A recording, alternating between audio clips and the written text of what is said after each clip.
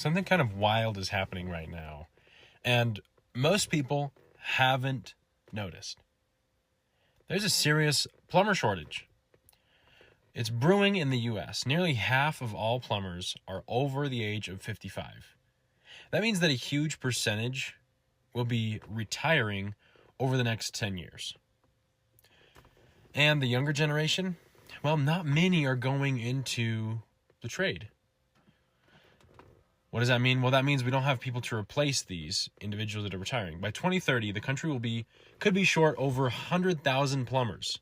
Meanwhile, plumbing is one of those jobs that it's not going anywhere. People still need hot water.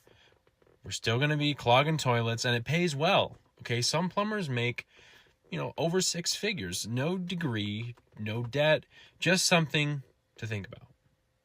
The world's changing, but some things still need to be fixed. Ok, lo que él dijo fue que en el 2030 ya no va a haber plomeros y los plomeros van a estar desaparecidos, así que yo me voy a hacer de cuarto.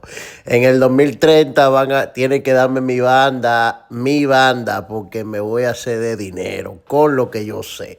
Así que dame follow en YouTube, en todos lados.